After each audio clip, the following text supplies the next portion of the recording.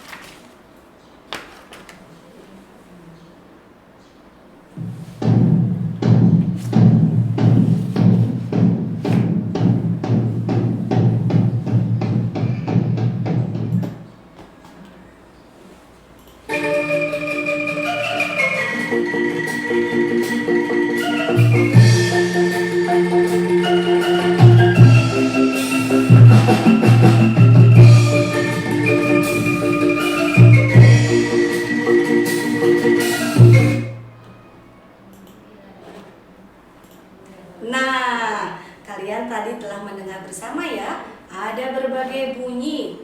Ada 4 bunyi loh. Kalian bisa menjawab semua pertanyaannya? Coba kita cek bersama ya, apakah jawaban kalian itu sudah benar. Mari bersama-sama kita lihat. Yang pertama, kita lihat bersama dan dengarkan baik-baik.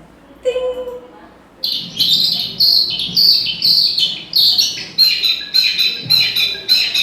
Ya, benar. Itu adalah suara kicau burung. Benar sekali. Sekarang kita cek yang kedua. Apakah tebakanmu tadi benar? Yuk, kita lihat. Bunyi apa? Iya, betul sekali. Itu bunyi peluit. Kita cek yang ketiga ya. Bunyi apa itu? Ting.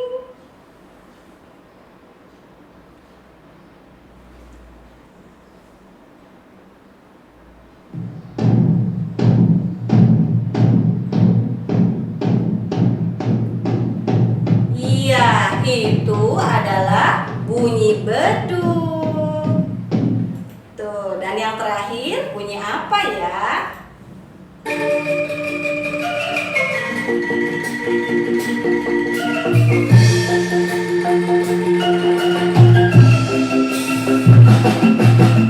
Aha, itu adalah suara angklung yang digoyangkan.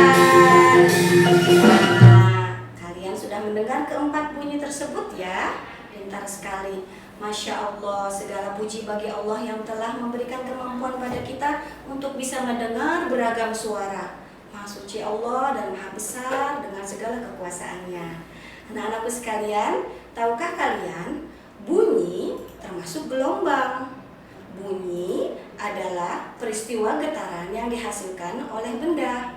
Sedangkan sumber bunyi adalah semua getaran benda yang dapat menghasilkan bunyi.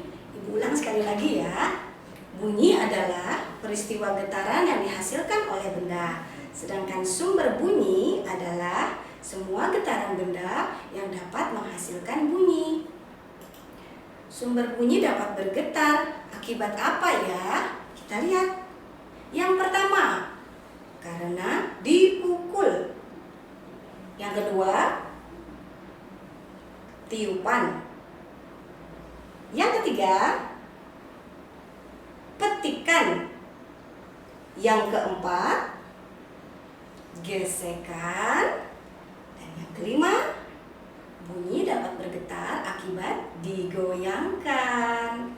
Demikian anak-anak, bahwa pergeratan bunyi tadi bisa bergetar dengan benda yang lain, itu menyebabkan resonansi. Nah, resonansi itulah yang bisa diperkuat dan nanti diperlemah. Nanti kalian akan belajar pada pembelajaran selanjutnya. Sekarang kita sudah mengetahui bahwa bunyi bisa dihasilkan dengan berbagai cara. Bunyi yang berasal dari sumber bunyi lalu ditangkap oleh telinga sehingga kita dapat mendengarnya. Sekarang pertanyaannya, apakah kalian tahu bahwa bunyi itu adalah frekuensi? Apa itu frekuensi? Frekuensi itu adalah banyaknya gelombang atau banyaknya getaran dalam 1 detik. Ibu ulang ya, bahwa bunyi itu termasuk getaran. Dan getaran dalam 1 detik itu disebut frekuensi. Ulang sekali lagi, frekuensi adalah banyaknya getaran dalam 1 detik. Satuannya adalah hertz. Berikutnya kita akan belajar tentang jenis-jenis bunyi. Sekarang kita bahas mengenai jenis bunyi. Perhatikan ya. Bunyi yang memiliki frekuensi kurang dari 20 Hz dinamakan bunyi infrasonik. Bunyi ini dapat didengar oleh hewan seperti jangkrik, gajah, ataupun anjing. Yang kedua adalah bunyi audiosonik. Bunyi audiosonik inilah yang bisa didengar oleh manusia karena memiliki frekuensi yang berkisar antara 20 sampai 20 ribu Hz. Dan yang ketiga, bunyi ultrasonik. Bunyi ultrasonik ini lebih dari 20.000 Hz. Bunyi tersebut dapat didengar oleh hewan seperti paus, kelelawar, dan lumba-lumba. Kalian pernah tahu tidak bahwa ada lumba-lumba yang pernah menyelamatkan manusia ketika tenggelam di lautan? Itu karena kemampuan ultrasoniknya dalam mendengar melebihi kapasitas 20.000 Hz. Subhanallah ya. Nah, hebatnya Allah, dia bisa mendengar dengan kemampuan seperti itu. Allahu Akbar. Sekarang, bagaimana bunyi itu bisa terjadi? Apa saja syaratnya terjadinya bunyi? Yang pertama, ada sumber bunyi. Sumber bunyinya seperti tadi yang kita perlihatkan dari awal, bisa dari alat-alat yang menjadi sumber bunyi.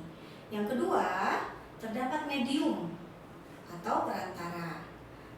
Seperti apa? Medium itu yang menjadi zat perantara yang bisa melalui benda padat, benda cair, ataupun gas. Seperti suara ibu sekarang, kalian semua di rumah bisa mendengar suara ibu melalui media perantara gas, yaitu udara. Dan yang ketiga, syaratnya adalah penerima atau telinga pendengar. Jadi ada 3 syarat untuk terjadinya bunyi. Yang pertama adalah sumber bunyi, media perantara, dan penerima. Itu saja materi yang bisa Ibu sampaikan. Sebelum Ibu tutup, Ibu mau bertanya sekali lagi ya. Syarat terjadinya bunyi adalah ada sumber bunyi, media perantara, dan penerima. Benar sekali anak-anakku. Sekarang pertanyaannya, bagaimana kalau di ruang hampa udara, apakah bisa terdengar suara? Bagaimana bila ternyata kita keluar angkasa, apakah suara kita terdengar? Coba kamu diskusikan ya sama keluarga, kakakmu, atau ayah bundamu di rumah. Nanti kita share lewat grup diskusinya di kelompoknya masing-masing ya. Itu saja pembelajaran hari ini. Mudah-mudahan pertemuan kali ini bisa memberikan manfaat yang bermakna buat kalian semua. Ibu berharap kalian bisa memahami materi pembelajaran tentang bunyi ini. Anda semua dapat membaca materinya di buku paket yang telah Anda miliki di rumah. Kemudian jangan lupa banyak berlatih seputar materi yang sudah Ibu berikan hari ini. Dibuka buku latihannya ya nak ya. Semoga hari kalian menyenangkan. Dan jangan lupa senantiasa bersyukur kepada Allah atas segala nikmat pendengaran yang telah Allah berikan kepada kita. Alhamdulillahirrabbilalamin. Terima kasih atas perhatiannya. Subhanakallahumma wa bihamdika.